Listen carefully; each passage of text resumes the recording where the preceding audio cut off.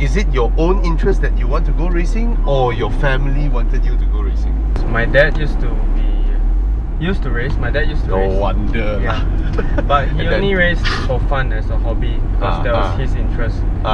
And when I was younger, when I was around 7 and 8, I used to follow him to the racetrack and watch him race. Oh. But then I still did not understand how does the racing work, and I had a hard time as a kid to find out which one was him on the track. So actually your father memang wants to put you into racing lah, right? It's his sorry Uncle Anthony. Hey, wait, how old is your father? My dad is 49 this year. Okay. I cannot call you uncle. Sorry, bro. Yeah. So it's like his childhood dream. He wants to be a racing driver or things like that, right? I presume so. Yeah. Then I started racing properly when I was 11 years old. How do you term properly? What? It's a sanctioned race or something? Like commitment, putting my time to racing, like as if I want to do it professionally. Yeah. So I started at the end of 11 years old. Your mom opened the door. Son, why are you not studying? I'm racing this weekend. I'm studying the track. Right. Yeah, so I had to miss a lot of time at school as well when I have races. But it's worth it. Yeah. So my first competitive league was when I was 12 years old in the local Rotax Max series. But that was my first year in the cadet series, so it was more of like a for fun thing. So I was always fighting behind, like fighting for who finished second last in my first year. 12-year-old. Yeah. I'm still holding toy cars and making I'm still doing that. That kind of reminds me. Yeah, that kind of reminds me of when I was a kid. Yeah. I actually had a lot of Hot Wheels. Every time I go out, like grocery shopping with my family, for sure I will get one car back. So you are 21 years old and you've raced for 10 years. Yep, this is my 10-year racing. So, guys, I haven't told everyone his name is Mitchell Cheah, and why I am interviewing him because he is currently the best touring car racing driver in ASEAN. So I know there are some of you in Thailand or Singapore who might not disagree, but he'll see you on the track. So he drives a Volkswagen Golf racing car, which is presumably homologated from a GTI, right? Because it's a front wheel drive championship, right?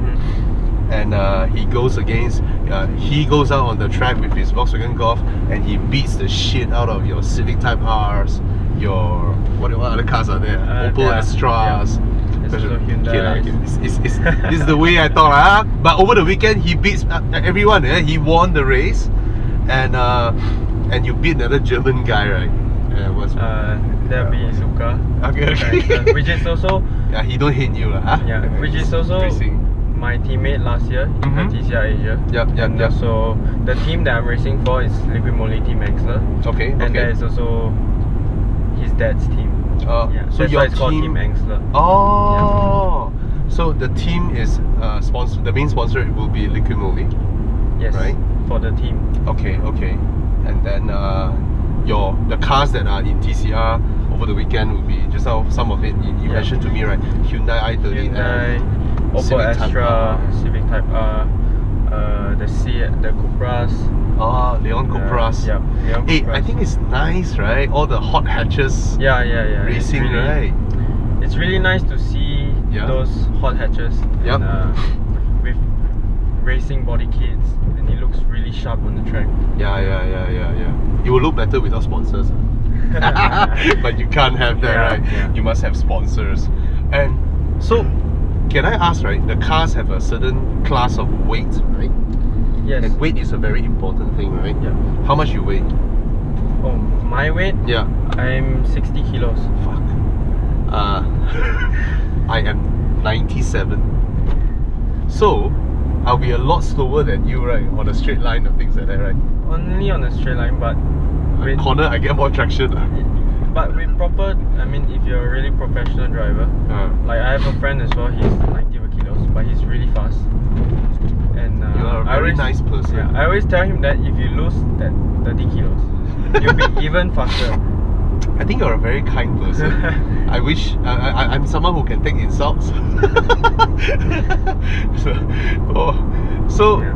But there was one thing about when I used to be in go-karts, yeah. I suffered because I wasn't heavy enough. So I had to add weights on the car. I have some advantage. Yeah. Then I moved on to touring cars, and actually when I was lighter, I had a bit of an advantage. Yeah. Oh. So can I ask, right? I think I would presume all these racing car drivers out there, they are all way better than normal human beings like us, lah, right? Yeah, because of the time training that we and all that, commit, right? yeah, the amount of time that we have on the car. So what is the thing that makes one guy constantly or have a higher chance of winning? Like it's like you. Like you win, and then people know that, oh, this Mitchell guy, I see him, I need to, you know. What is the thing when you are driving? Because like what Alex told me, the cars are roughly the same, right? Yeah. Is it you see some line, or you dare, or is it balls, like you dare to brake later? No. Sometimes if we want to like push to our limits, there's only a certain limit that we can reach. I mean, during a race, what brings the best out of a driver on the same level would be how you adapt to the track conditions, the tire conditions, any issues with the car, how do you adapt with it throughout the race. Because within a 10 laps race, or even though it's only half an hour, the conditions change very fast. So whether it's weather conditions or tire conditions, it changes very fast over a 30 minutes race. Then can I say, at the end of the day, it's about who's being more level-headed. Yep. Who can think more, think ahead. Basically, clever people also has advantage in racing, lah. Yes. Put it that way, lah, right? To adapt on.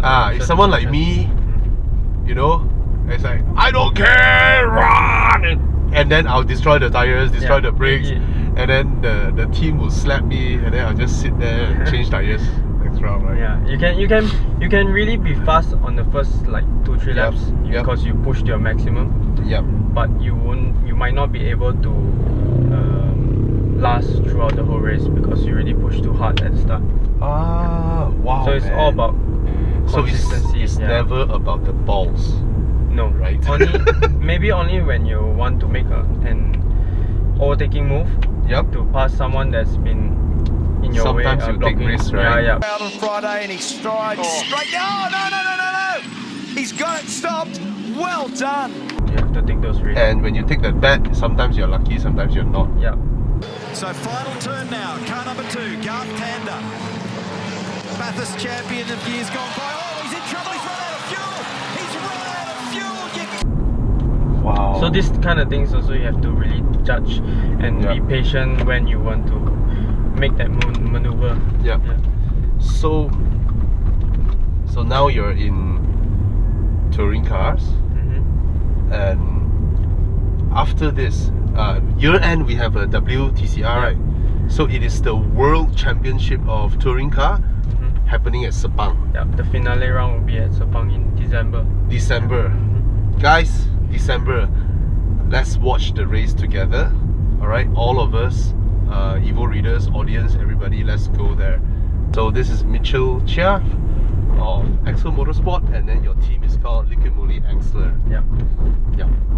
So anything you guys want to ask, drop in the comments, and I'll try to get him to answer.